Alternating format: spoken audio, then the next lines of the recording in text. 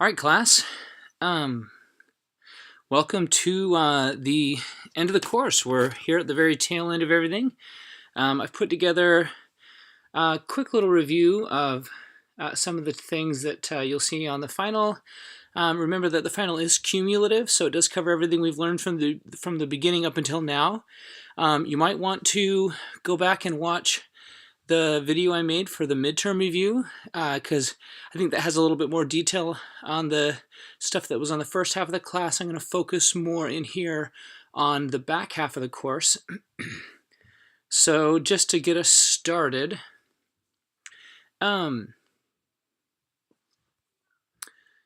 we've got a normal distribution. Okay, so first thing we want to look at is, what does the normal distribution look like? So I have an example of a normal distribution right here. And we call it a normal distribution because it follows some pretty specific laws. Here's the mean, or the average of our distribution, right here. And then surrounding our normal distribution, we have marked off different standard deviations. So there's 1, 2, 3 standard deviations in both directions. And then the really cool thing about your normal distribution is that a certain amount of the population is going to fall within each of these brackets. So for example, between the average and one positive standard deviation, you're looking at like 34.1% of the entire population. And so a lot of the times we'll say that within one standard deviation, in either direction, right, to the left or to the right, you've got 68% of all of your population is hiding within one standard deviation of the mean. If we go out to 2 standard deviations, then there's 95% of the population in that region. And if you go out as far as 3 standard deviations, 99.7% of the entire population is hiding within 3 standard deviations, either to the left or to the right of the mean. And what that tells us is that if you have anything, if you're looking at anything, and if it has a z-score that's greater than 3, then whatever that thing is, that's an incredibly rare value within the population. You can kind of think of these as like probabilities. So for example, if something has a z-score of 0.5, that would put it right here. So the probability of finding that thing within the population is much, much greater, right? You've got a lot of chance of finding that within the population, rather than if you're looking at something like over here, like 2.5. The amount of area you have here is teeny, teeny, tiny. So the probability of finding something that has a standard deviation of 2.5 within your sample is very small. Anyways, so this is what the normal distribution looks like, centered around the mean. And a little bit about how the standard deviation applies to it, and z-scores a little bit. So central tendencies. So down here, right, we have the mean, median, and mode. If you have a normal distribution, something that's perfectly normal, then all of those things will line up and be the exact same value, as long as you're dealing with a data set that's numeric, right? I mean, it's got to be a numeric data set. Those things can move or not be the same if you have skew, in your data. So negative or a positive skew. You can see that a positive skew means that you've got outliers over here on the positive side, and it pulls the mean away from this bump, pulls the mean in the positive direction. A negative skew pulls the mean in a negative direction, right? So we're looking at like, what direction are the outliers pulling the mean? Okay, so so we can see that there. Okay, we did kind of talk about z-scores. What does it mean to have a high or a low z-score, right? So a high z-score would maybe be something like 2.5, and I've already mentioned that anything or, plus or minus, okay, because z-scores can be negative. Anything that has a high value for a z-score, and not a high as in positive high, but just a big number, it means that number is, the likelihood of finding that number, or the probability of that number occurring within the sample, is very small. Low z-scores, something like 0.4, right? Things that are in this region over here, those have a much higher probability of occurring within the distribution. So that's one of the things that z-scores tell us, is how likely is that number to occur within the distribution that we're dealing with. Okay. So, and we're going over these things. These are all really fundamental ideas to the tests and things that we need to be able to do here in the next little bit. Okay, so I've tried to take the rest of this review and to give it a little bit more meaning, to kind of case it around a fake study. I think that that's important to think about the statistical things that we've been learning about, but in a real sense, something that's a little bit more applicable than just a bunch of random definitions. So here's my fake study. So let's pretend that we want to know how many hours of sleep do college sophomores get on average. Now, really, I should probably be more specific about the population that I'm getting at. College sophomores, right? That's how I'm defining my population right there. Do I mean college sophomores in the state of Utah?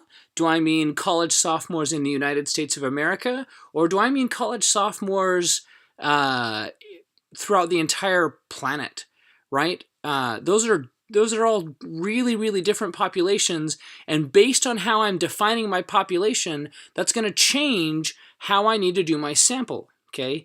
We've done a lot of reading about samples in the past couple of weeks, and so the deal about a sample is that if you want the central limit theorem to apply, meaning that we can do the tests and the cool things that statistics needs us to be able to do, then if that's the case, then we must have a truly random sample, okay? And the definition of a truly random sample means that every individual within the population, so if I'm defining it as college sophomores in the state of Utah, okay, that means that every single college sophomore in Utah must have, number one, the exact same probability of being sampled as every other sophomore, okay? If I want to claim that my study is unbiased and that the sample was truly random, then every one of those sophomores, they have to have an equal chance of being sampled as everyone else. Okay, so there's the first thing. And then the second thing is that my selection process of all of these people that have an equal chance must actually be random. I can't just grab the first, 100 of them and call it good. Most of the time, randomization is done by assigning numbers to everyone and then having a random number generator just kick out a bunch of random numbers. So, that is one way to make it truly random. Anyways, so it's got to be random. Everyone has to have the same probability of being sampled. And then once I've identified the people that I want to sample, then I have to contact and get answers from all of those people. Because sometimes you'll select a bunch of individuals from your population and say, okay, these are the people that I want to get samples from, and you'll try and contact them. And some of those people won't reply to your survey. They won't give you any data. And that's going to introduce bias, because these were people that were selected that are not giving you information. They represent a certain part of the population, and your data will be biased. Your sample will be biased if you can't get the data from those people who were randomly selected. So that's another. There's a lot of stuff that goes into like building a sample, making it correct. Anyways, so I probably, all of that is to say that I probably should have defined my population a little bit better than I did. So, okay. Now I want to, okay. If you're a good researcher, before you collect any data, you will have defined your hypotheses, okay? And unlike science, we don't just have one hypothesis. There's going to be two, okay? You have a null hypothesis and an alternative hypothesis. And in most cases, the null hypothesis, the null hypothesis is the thing we're trying to reject. And the alternative hypothesis is the thing we want to accept. So the way that this works is, let's say that I'm claiming, I would need to look this up, but I think people need about 8 hours of sleep a night that's like a healthy amount of sleep. I haven't looked at any studies. I'm just making a guess. That's like what I've heard. It could be right or wrong. But let's pretend that I think that it's 8 hours of sleep. But my guess is that most, what I really believe and what I want to show is that most, so the alternative hypothesis is that most college sophomores do not get 8 hours of sleep. So I'm saying that's the alternative hypothesis. They do not get 8 hours of sleep, which would make the null hypothesis the thing I want to reject, is that they do get 8 hours of sleep. Okay, so do you see how I've kind of set that up? I want this to be true. I want to be able to say that no, college sophomores are not getting 8 hours of sleep a night. So that means that the thing I want to reject is that they are getting 8 hours of sleep. So I'm going to make the null hypothesis that the null hypothesis is going to say, I probably shouldn't say that, I should say that the null hypothesis is that the mean is going to be 8 hours of sleep. And then down here, the alternative hypothesis is that it's not going to be, okay? So in statistics, we have these two hypotheses that are in opposition to each other, and we want to design it or set it up so that the alternative hypothesis is the outcome that we're actually trying to get to occur. And so then in opposition to that, we set up the null, okay?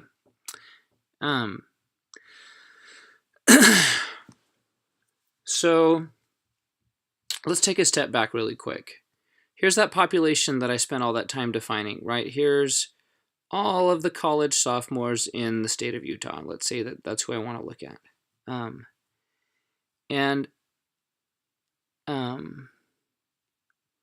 So my little question up here, does a sample represent the population? Well, so let's say we go through and we take our sample, right? Here's the big population.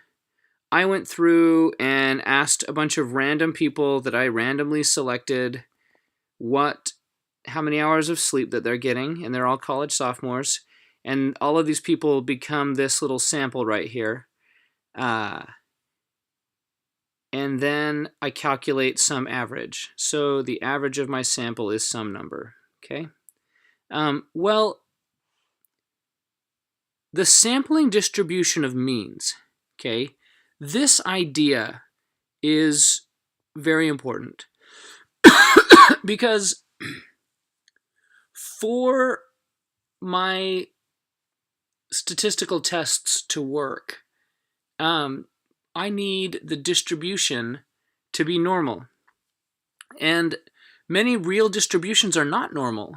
So we go to this thing called the sampling distribution of means, and all that it is I have a population, and I go through and I take a bunch of samples. Here's one sample, here's another sample, here's another sample. And they're all random samples, and each random sample is going to get, so here's this yellow one right here. It's going to get different individuals, right? Those people are going to go into here. and then this one I'm going to color red, and I'm going to randomly sample again, and all of those people are going to go into here, and then I've got the green one, right? And so all of these people are going to go into this sample. So all these samples are going to be a little bit different, right? And I'm going to get different values here, different averages. Look at these different averages. But what the sampling distribution is it says, well, here's my sample. Well, let's say that I sampled it once, twice, 3 times, 4, 5, 6, 7. Let's say I sampled it an infinite number of times. I just keep sampling it over and over and over again, right? Samples that are all the same size, and then I calculate the averages of all of those samples, okay? And that's what the sampling distribution of means is. If I calculate the average of every single one of those samples, so here's average of sample 1, average of sample 2, average of sample 3, average of sample 4, and I collect all of those samples and I put them in a plot, well, I will get every time, no matter what the shape of this distribution is, the distribution of the averages of all the samples will always be normal. Every single time, without fail, the sampling distribution of means, by definition, will always be normal, and the mean of the sampling distribution will always be the mean of the original population, okay? Now, because our sampling method is random, we're going to have a little bit of sampling error, right? You're never going to be able to perfectly represent the original population. So if this is the true mean, well, this mean that I got right here, it is different than the true mean. This one's a little bit different, but in the other direction. But look at this one. This one is really different.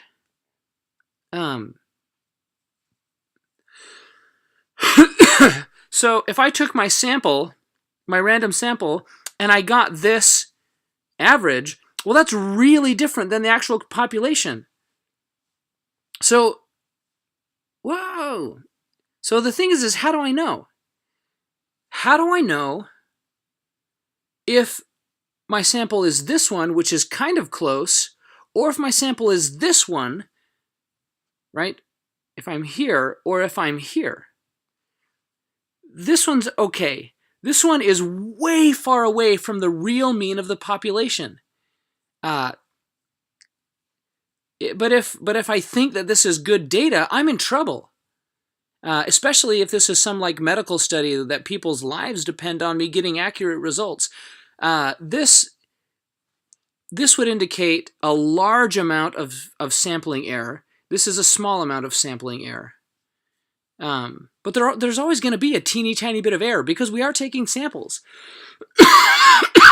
But the critical thing of all of this is that if you think about this in terms of z-scores, the probability of getting something like this, or the probability of getting something really close to the mean, this has a much greater probability of occurring than this one does. And this one has a significantly much higher probability of occurring than this one does, right? So the chances of me taking a random sample and getting a sample mean that is that much farther away from the actual mean of the population is very, very small. But there is a chance that it can happen, right? I'm much more likely to get something over here, but that doesn't mean that I always will. So that's why we need tests, okay? So, to kind of step back, this is my population, college sophomores that I'm going to see in the state of Utah. I think that they're getting not 8 hours of sleep.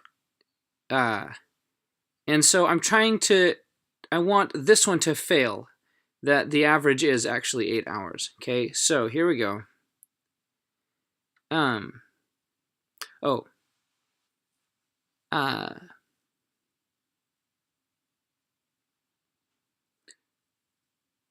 So,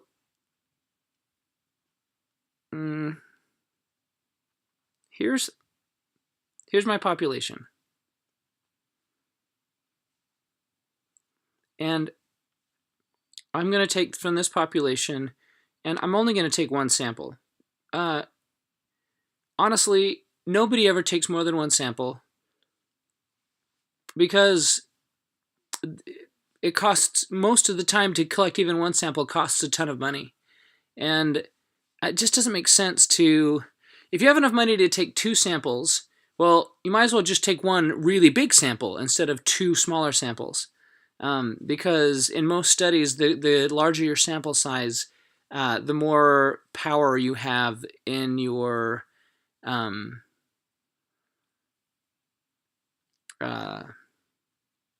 study, and and with greater power, you're less likely to commit a type 2 error, and that's all controlled by sample size. But and that's anyways.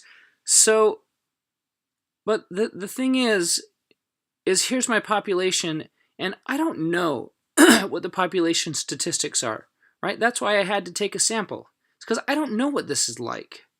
So if I don't know what this is like, then here's the sampling distribution. I don't know what this looks like. I mean, I know that it's normal, but I don't know what its average is. And so here's my sample. How do I know where this sample fits in?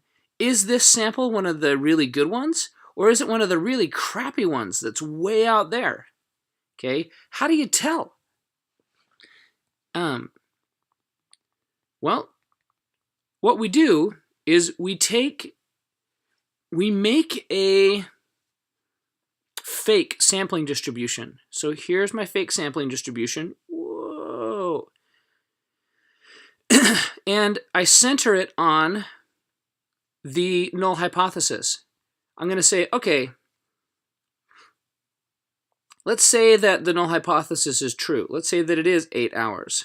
Well, if this is the true average, the amount of hours that people sleep, then where does the sample that I got fall within this? Okay, if the true sample is 8 hours, or if the true population average is 8 hours, then where does my sample fall? Does my sample support, meaning that it's really close to that, and it would lend support for this being correct? Or does my sample fall way out here, and that would mean that this is very, very unlikely to occur if this was true, meaning that I can reject this, okay? So if I'm way out here, where it's very unlikely to have happened, then that means that then that would mean that that probably isn't the true average. I don't know if any of that made sense.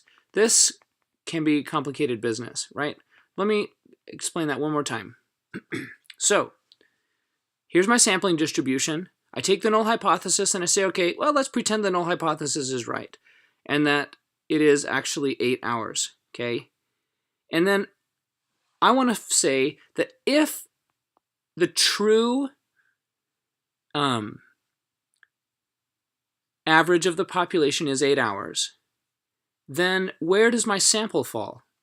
If my sample is close to this, then maybe it is true, and I'm not going to reject the null hypothesis and I'll have to accept it. But if my sample mean is over here, well, this has such a small likelihood of occurring with that number being the average, with the null hypothesis being the actual average, then this is probably not true then. Because this would be such an unlikely average to get that I can throw out this as a possible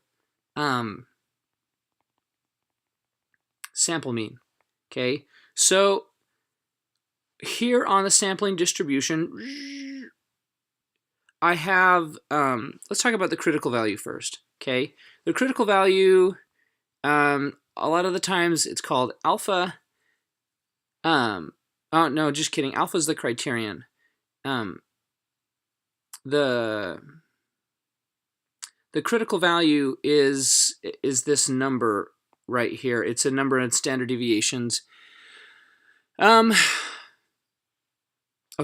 let me take a step back. Region of rejection, okay?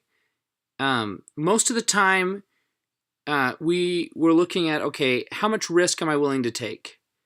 Do I want, how much of a percent chance do I want of being wrong here? The industry standard is 5%, okay? I'm willing to take a 5% chance of having a mistake. Some people do 1%. Really, really crazy studies do 0.1% chance of being wrong. But industry standard is we're willing to accept a 5% risk that 5 out of every 100 samples that we take are going to give us bad data. Or we'll end up committing one of our errors, okay? So this 5% gets distributed into the regions of rejection, okay, which are over here. Region of rejection. So I have 2.5% hiding in this side, and I have 2.5% hiding in that side. So with a total of 5%, okay? Now, if the region, if you're dealing with a two-tailed test, which I look at 2 tails, 1 tail, 2 tails, okay? And if I say that the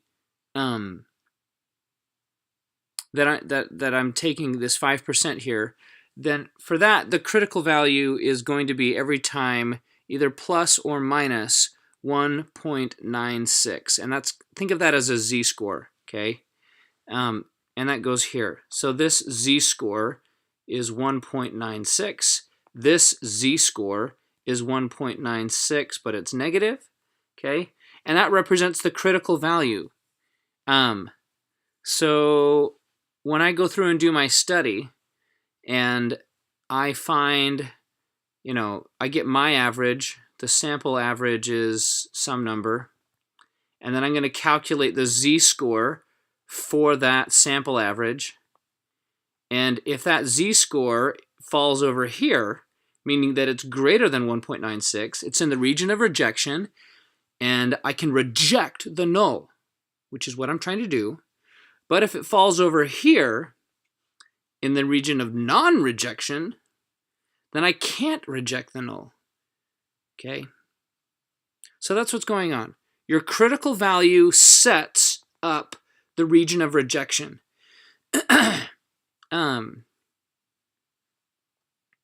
So I mentioned just a second ago you can have a two-tailed test, right? So where I put the region of rejection on either side, or a different type of study, you can have a one-tailed test where I take, so this is like, here's my 5%, and I split it up between the two sides. So I have 2.5% on each side. Well, on a one-tailed test, you don't split it up. You put all of the 5% into just one side or the other, okay? And then you can see the null hypotheses and the alternative hypotheses that they're testing over here. So instead of it being a situation like this, where I'm saying that the average is this or it's not, I'm saying this means this is greater confidence. This is saying that I know that, right, so this is the thing I'm trying to prove, that the average is greater than 3. Here, it can be, here, this test is saying that it can be more than 3 or less than 3. I'm not saying one way or the other. But with your one-tailed tests, you are making a claim that it is either greater or less, okay? But if you look at the study that I set up for us, we're in a two-tailed test situation. My alternative hypothesis is I'm just saying that it's not 8. Maybe it's greater than 8, maybe it's less than 8, but it's not 8. Okay, that's what I'm saying for my study. How does changing the region of rejection affect the probability of committing an error? Well, so here's that distribution again. Whoop, So this is for type 1 errors. Type 1 errors, okay? Your alpha level is, so if I'm doing an alpha of 5% or 0.05, this is the probability of me committing a type 1 error. I'm willing to accept this much risk to commit this error. Okay. So with that, right, I've got this thing. I have 2.5% over here, 2.5% over here. Okay. So this would be, right, 2.5%, 2.5%. If I make the region of rejection larger, let's say that I say, you know what, I want 5% on each side. Instead of the 2.5, I want 5% on each side. Well, what have I just done to... I am now more likely to reject the null hypothesis than I was before. And so in this study, I would be accepting a 10% risk of creating a type 1 error. So how does changing the region of rejection affect the probability of committing an error? Okay, well, if you make your region of rejection larger, then you have a higher chance of committing a type 1 error. If you make your region of rejection, on the other hand, smaller though, so if I go smaller, then now I have a smaller chance of committing a type 1 error. Okay, I have a smaller chance of that happening. So, let's try this out with some data. So here's my null hypothesis, 8 hours. My alternative hypothesis is that it's not 8 hours. And my alpha level is 0.05, or I have a 5%, I'm willing to take 5% risk. So here's I'm making up I build my fake sampling distribution centered on 8 hours, right? And and then I go on and here's my population, and I sample them, and I find that my sample, so the people that I talked to, they were all sleeping 7.2 hours on average a night. And I'm like, okay, well, where am I in the distribution? Is this going to be enough to say that, oh, okay, so my average was 7.2, so can I then reject the null and accept this? Can I do that? Well, this is where we need to test our ideas, okay? So because my alpha level is 5%, my critical value is going to be 1.96 and negative 1.96, okay? Now I want to take this and kind of calculate a z-score for it, right? So the z-score for this is going to be the average, or the thing that I'm testing it against, right? 8 hours. So I think that it's 8 hours, and then I'm going to subtract from that 7.2. What's the difference? And then I'm going to divide that. Now, normally we would divide by the standard deviation, but here, this is my sampling distribution of means, and I don't know what its standard deviation is, but I can approximate it, right, with this thing called the standard error. And most of the time we're given the standard error. You can calculate it. You can calculate it by taking your sample standard deviation and dividing that by the square root of your sample size. But most of the time we're just given the standard error. So then I'm going to take my standard error and I'm going to stick this down in here, 0.84. And when I do this calculation, 8 minus 7.2 divided by 0.84, I get a z-score here, or a test statistic of 0.95.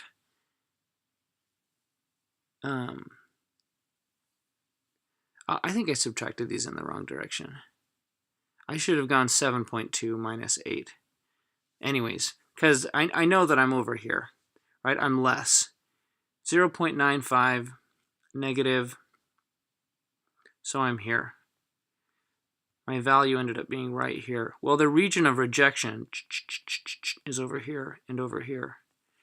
And my sample average, based on the standard error that I'm dealing with, is not within the region of rejection, okay? So that means I have to go back to my null hypothesis, and I fail to reject it. You never accept a null hypothesis. I failed to reject it. My sample mean and standard error were not strong enough to reject the null. So I failed to reject the null, and I have to admit to myself and to everyone else that maybe sophomores in college are actually getting 8 hours of sleep a night. Because I failed to reject. I didn't have enough evidence to reject the null hypothesis.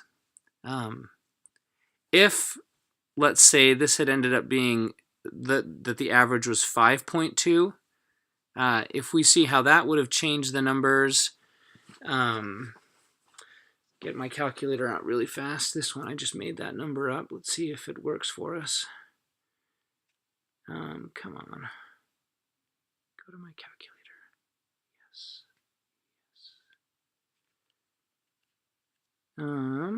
So if I go 5.2 minus 8 equals some number, divide that by 0.84, that gives me a z-score of negative 3.33, which is way over here, and that's deep within the region of rejection. So if the sample mean had been 5.2, then when I do my calculation, I get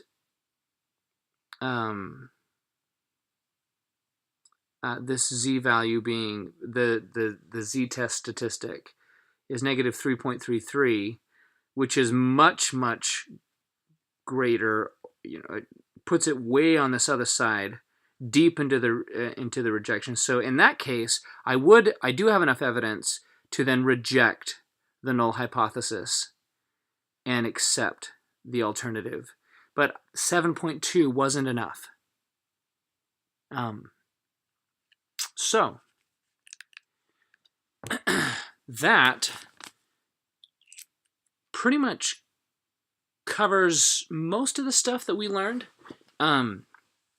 this time around.